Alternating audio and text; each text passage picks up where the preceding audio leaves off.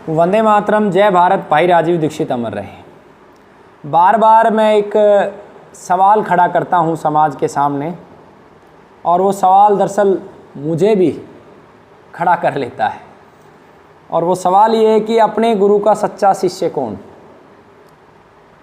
गुरु को सच्ची श्रद्धांजलि क्या?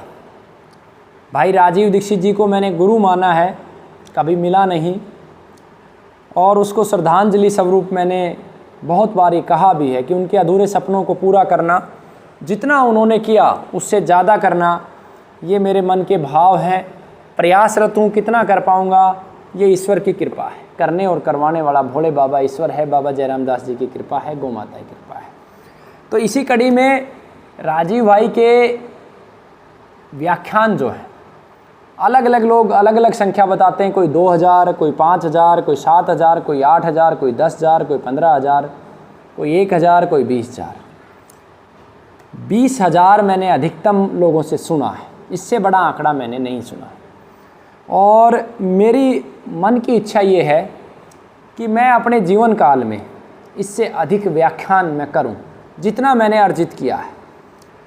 तो मैं सभी मेरे देशवासियों को आमंत्रित करता हूं कि स्वास्थ्य के विषय में, वर्तमान में स्वास्थ्य के विषय में देश को कैसे आगे लेके जाना है, युवाओं को कैसे मजबूत बनाना है, धर्म क्या है, प्रकृति धर्म से पहली सीढ़ी क्यों, कैसे भारत को हम विश्व गुरु बना सकते हैं, और इस प्रकार के गोमाता क्यों सबसे ज़्यादा ज़रूरी है, बरगद पीपल ही क्यों सबसे ज़्यादा महत्वपूर्ण है।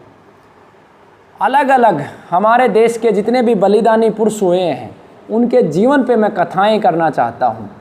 भगत सिंह जी के जीवन पे कथा मैं करना चाहता हूँ, महाराणा प्रताप के जीवन पे मैं कथा करना चाहता हूँ, भाई राजीव दीक्षित जी के जीवन पे कथा करना चाहता हूँ, गौ माता की कथा करना चाहता हूँ, बरगद की कथा मैं करना चाहता हूँ, पीपल की कथा मैं करना चाहता हूँ, स्वास्थ्य के विषय में मैं व्याख्यान करना चाहता हूँ। जितनी भी बीमारियाँ हैं उनको कैसे घर पे ठीक करना है उनके विषय पे मैं बात करना चाहता हूँ।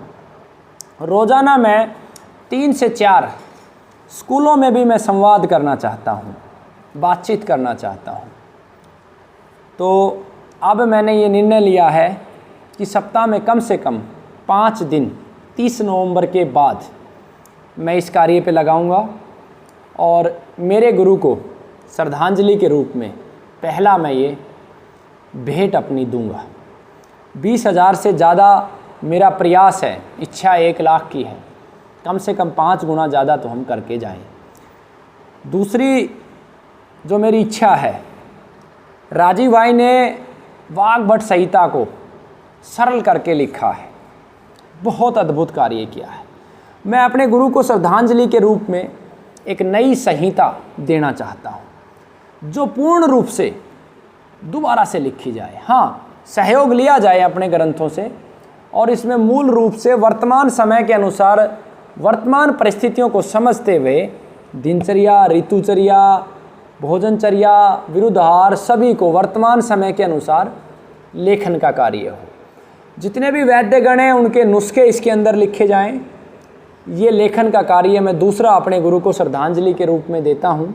इसके लिए भी मुझे आप सबका सहयोग चाहिए, सभी वैद्यों का सहयोग चाहिए जो ईमानदारी से अपने नुस्खे हमें दे सकें और हम उन्हें समाज में पहुँचा सकें। ये दूसरा मैं श्रद्धांजलि के रूप में अपने गुरु को देना चाहता हूँ। तीसरी जो श्रद्धांजलि है, आयुर्वेद के जो मुख्य अंग थे वो छीन लिए, मुगलों ने नष्ट किया, अंग्रेज़ों ने उसको लेके उपयोग किया, और हमारे यहाँ से भारत से उसे लुप्त करने के लिए जो प्रभावकारी थे उनको अलग से समाप्त कर दिया। जैसे कि विष चिकित्सा, तत्काल चिकित्सा के रूप में सर्जरी उसमें से एक है। तो इन विषयों पर भी मैं अपने गुरु को श्रद्धांजलि के रूप में अर्पित करना चाहता हूं कि पुनः आयुर्वेद से सभी प्रकार की सर्जरियां हो, मेरा उसमें योगदान हो, जागरूकता के रूप में हो या ज्ञान के रूप में हो, किसी भी रूप में, ये मैं श्रद्धांजलि के रूप में देना चाहता हूँ। एक छोटा सा सफल प्रयास मैं कर भी चुका हूँ अपने गुरु के चरणों में। आयुर्वेदिक सर्जरी का एक जो मुख्य भाग था जहां आयुर्वेद में कैंसर को पहले रक्त शोधन करके फिर ट्यूमर को निकाला जाता था, फिर पुनः रक्त शोधन, मैं 2 रोगियों पर सफलतापूर्वक ये कर चुका हूँ। मैंने 3.5 किलो के ट्यूमर होने के बावजूद भी रोगी के अन्य अंग में कैंसर नहीं फैलने दिया, और जहाँ पे एलोपैथी के डॉक्टरों ने ये बोला था कि इसको कीमो देनी ही पड़ेगी क्योंकि ये कीमो के बगैर ऑपरेट नहीं हो सकता, उसे मैंने उन्हीं एलोपैथी के डॉक्टरों से ऑपरेट भी करवाया और उनके मुख से ये भी कहलवाया कि ये श्रेष्ठ पद्धति है, और आज उसके पोस्ट प्रक्रिया जारी है। तो ये मैं अपने गुरु के चरणों में, बाबा जयराम दास और गौ माता के चरणों में, अपनी माता पिता के चरणों में अर्पित भी करता हूँ, और इसी प्रकार के अन्य शोध भी मैं अपने गुरु के चरणों में अर्पित करूँगा। तो ये मुख्य लक्ष्य हैं मैंने लिए हैं, और इनको मेरी इच्छा है मेरे साथियों के माध्यम से, मेरे कार्यकर्ताओं के माध्यम से, मेरे गुरुजनों के माध्यम से, आज भी मैंने भारत में लगभग 300 से अधिक वैद्यों से ज्ञान प्राप्त किया है, जिसमें हंसराज चौधरी जी भी हैं, जिसमें पंडित चिरंजी लाल जी भी हैं, वैद्य अरुण कुमार जी हैं, मांगे लाल जी हैं, बहुत सारे वैद्यों से प्रत्यक्ष अप्रत्यक्ष रूप में मैंने ज्ञान प्राप्त किया है। ये सब कार्य उन गुरुजनों के चरणों में भी अर्पित करना चाहता हूँ।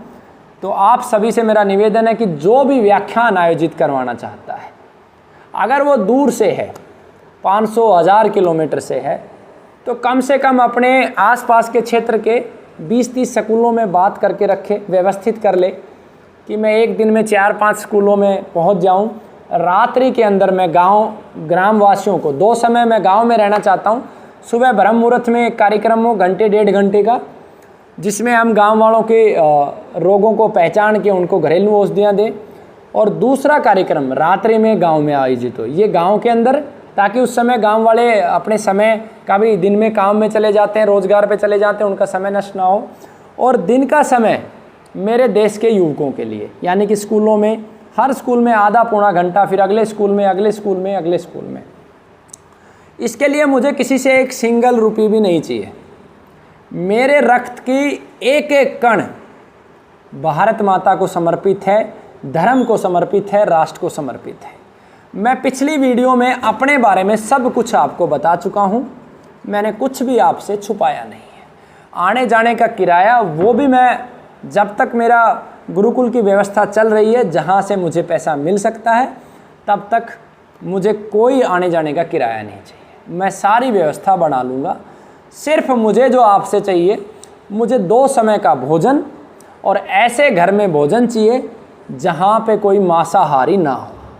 इससे भी मुझे फ़र्क नहीं पड़ता कि वो सिख है, ईसाई है, मुस्लिम है, क्या है, जहाँ पर कोई मांसाहारी ना हो, ऐसे घर का भोजन। दूध मिल जाए गौ माता का तो अमृत है, लेकिन उसी घर का दूध, दही, लस्सी चाहिए जो केवल 2 थन का दूध निकालते हैं।